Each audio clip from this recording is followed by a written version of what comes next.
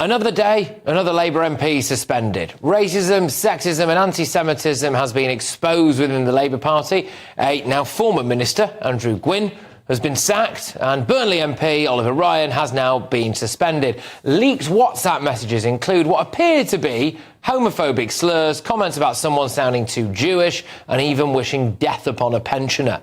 However, given Labour's policy to remove the winter fuel payment for thousands of vulnerable elderly people, you could be forgiven for wondering if that attitude goes right to the very top. But Gwynn said that he hoped an elderly pensioner would die before the next round of elections. That's the same man who pretended to care in front of the cameras. We want managed immigration. We are leaving the European Union. I'm not hearing an answer. We are leaving the European Union. Are you leaving the customs union? We are leaving the European Union. I asked him this last time. Boris, remember, I asked him this last time. Boris, I'm sorry to say... Yes. I'm so sorry. Go on. Don't be a pillar. Come on. You're leaving the customs union. No, Boris. You're not leaving the customs union. Boris, can you please tell people... Are you leaving the customs union? Can you please tell the pensioners what is happening to their winter fuel allowance? How many of them are going to lose it? I haven't heard. Well, that obviously is 10 million? but that is 10 million? That is okay, to be. Mr. Johnson, that is obviously. That aged like warm milk, didn't it? But do you remember when Prime Minister Keir Starmer said this? I invite you all to join this government of service. Government of service. Well, a minister has just been sacked. Another MP has been suspended for essentially being vile. The former Transport Secretary, Louise Haigh, was forced to resign after it emerged she pleaded guilty to a fraud offence years ago, but had seemingly not told Starmer about that. We've had Donorgate, where Lord Ali flashed the cash for Keir Starmer and co., which meant that when Keir Starmer said this... One of the great privileges of this job is getting to meet the hard-working people who make up the backbone of Britain. All looks a bit rum, really, because he received more than £100,000 in tickets, freebies and gifts in a year, more than any other MP, and even used Lord Ali's, I think it was 18 million quid penthouse, as a revision station for his son to prepare for his exams. Nothing could be further away from the working class than that, could it? One Labour MP, Mike Amesbury, has been suspended and in fact prosecuted, actually, for battering one of his own constituents in a drunken late-night street brawl. You won't ever threaten me again. Hey! Ever threaten me again, will you? Leave it. Another Labour MP, Jas Athwal, was accused of being a rogue landlord and renting out flats with mould and ant infestations to poor tenants. The business secretary, Jonathan Reynolds, was caught up in a cash for croissants scandal that saw business leaders offered access to him at a breakfast event if they paid £30,000. Reynolds claimed he knew nothing about it. Labour's former anti-corruption minister, Tulip Siddiq, resigned after it emerged that she was embroiled in a massive corruption scandal. She vehemently denies any wrongdoing. And it turns out that Bangladeshi authorities have now widened their investigation into her and her family to 12 separate countries. Keir Starmer's former chief of staff, Sue Gray, remember her? She resigned. Then it emerged that Starmer reportedly tried to get the BBC to kill a story about the fact that she was paid more money than him. There appears to be some weird connection with Starmer's mates and giving the Chagos Islands away to Mauritius. Well, not so much giving it away, really, is it? More paying obscene amounts of money to give it away. His old mate, Philippe Sands, is the lawyer for Mauritius. We've had the Southport incident, where it turned out that Starmer knew all about Axel Rudakabana, his possession of an Al-Qaeda training manual, and the components for a biological weapon all along. Yes, I knew the details as they were emerging. That is the usual practice in a case such as this. But you know and I know that it would not have been right to disclose those details. I haven't even mentioned the rumours about whether or not Rachel Reeves essentially misled us all by saying she was an economist at the Bank of England. Say that you'd worked at the Bank of England for a decade when in fact it was, well, it wasn't even 6 years, it was 5. I mean, that's exaggeration, isn't it? Well, I worked at the Bank of England for 6 years, between 2000 and 2006. I was employed by the Bank of England, including I spent just over a year at the British Embassy. Why did you say it was a decade? Well, I think you're taking... I think it's one... But, I mean, the list is absolutely endless. I could go on all night here. I could go on all night. And have you seen the woman that he's replaced, the sacked Labour Health Minister Andrew Gwynn with. So she's called Ashley Dalton. She thinks that same-sex bathrooms should be banned and humans can identify as animals. So we have replaced someone who reportedly sent racist messages and wished death upon a pensioner with someone who thinks that she could identify as a penguin. It's mad, isn't it? Don't get me wrong, the Tories were pretty shambolic. But this is just different gravy, isn't it? I mean, it does appear, in my view, that the Labour Party is a circus full of wrong-uns. So that was my panel this evening. So here we go. We have got Daily Express columnist Carol Malone. We've got ex-Labour Party advisor Matthew Larser, former chairman of the Tory Party, Sir Jake Berry. Carol, look, you're just dealing with the kind of news story of the day, as it were. These two Labour MPs, one being sacked and one being suspended. What do you make of those WhatsApp messages and what it may say about them? Well, it kind of... what shines through them is the sneering contempt in which they hold the people who they purport to care for and purport to represent. I mean, they used to say the Tories are the nasty party, didn't they? This truly is the nasty party. They're racist, they're anti-Semitic, they're misogynistic, bigots. These are the people who spend their whole life complaining for diversity and equality and against hate speech. And here they are representing all of those things, the racism, the bigotry. I think, Labour used to be the authentic voice of working people.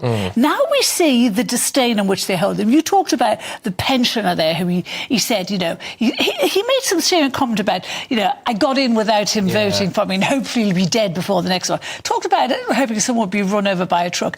It just shows the people who they lied to vote for them. This is what they think of them. They think they're fools and idiots. OK, Matthew, because there is another side to this, which you might choose to put up, of course, which is that, private WhatsApp messages. The idea that Greater Manchester Police are potentially involved with this, I will say I'm not a fan of non-crime hate incidents, right? So, I will say apparently there's no active investigation. We're looking into it, whatever it is. But anyway, look, what do you think about this? Are we being a bit unfair on these two here? Well, look, I think the messages were shocking. I mean, I've known Andrew Gwynn since I was 17 and we went to a Labour Party Young Socialists training weekend together where I first met him. I won't ask. Andrew is somebody who's been very committed to serving his community. He was a councillor. We actually ended up at university together and he was a councillor then. And these comments are really shocking. And look, both he and Oliver Ryan have to be held to the same standards as everybody else. We can't have two tiers. We can't have, everywhere else. Matty's got form for this. Back in 2018, he was part of another WhatsApp group that was sending anti-Semitic messages. His defence at the time was that he wasn't sending those messages. He didn't know he was part of the group. 3 weeks later, he was sending anti-Semitic messages. Look, I mean, he's got form for it. I think it's very hard to defend it. Apart from saying that Andrew has spoken about his serious mental health problems, that's not an excuse. But it may be partly of an explanation. I don't think it's a rule the Labour Party holds the Republicans. If these mental health issues make him racist and a bigot, well, then he shouldn't be a minister in this government. It was a big mistake to appoint him, nor should Louise Haig have been a minister. Who was the other one? And do you remember your party years ago, John McDonnell said he was talking about how he fantasised about killing Margaret Thatcher. Who are these people? Yeah, well, John McDonnell is not from my section of the Labour Party, so and he's coming in on There's no sections. Matthew, because I want to hear him keep defending this absolute shower. Well, so does Ofcom probably, but what do you make of this? I mean, these two MPs, OK, fine. Well, not fine, but you know what I mean. And there's everyone else I've just rattled off there, and it does appear to me... There's a clip, actually. I'll tell you what, I'll put this clip to you, right? So this is a clip of Angela Rayner being asked pretty directly whether or not she had said that Keir Starmer couldn't run a bath. Just see what you make of this. A new book reports that you said he couldn't run a bath. Did you say that? Well, I'm not, there's a lot of things that were said in that book that I don't recognise, to be honest. All right, well, what he likes to shower, Patrick? Right, that's because he likes to shower. I mean, that to me implies maybe that all is not well within the Labour Party. Look, it does seem that they are lurching from crisis to crisis. And you rightly picked up, in all fairness, Patrick, the challenges that my party, the Conservative Party... it was a bit shambolic. It took us 14 years to be that bad. The Labour Party, is it 8-9 months that they've been in? Yeah, they've lost minister after minister after minister. And, it's just a complete mess, isn't it? What I think is really interesting about these WhatsApp messages is the reason none of us would like our WhatsApp messages and messages to basically friends to be published is because that's the space in which we're really honest, isn't it? We're probably a bit too honest in many cases, and we'd be embarrassed if some of our messages were publicised. What it does, it's a window into the true heart of the Labour Party. Absolutely. What they really think. Yeah. They don't care about pensions. And if you're at home, you might have thought, why would they get rid of the winter fuel allowance? It's clear from these messages. It's because you don't vote for them, they don't care for you. Why would the Labour Party allow week after week these hate marches to take place in London, allegedly pro-Palestine? It's because there's a massive problem with anti-Semitism in the Labour Party. And I remember under Jeremy Corbyn, when they did have a huge problem with anti-Semitism, it was Andrew Gwynn, week in, week out, who was sent to the House of Commons, I know I was there, to defend Jeremy Corbyn, to say we're not an anti-Semitic party. You see the window into his soul, the true window into the Labour Party.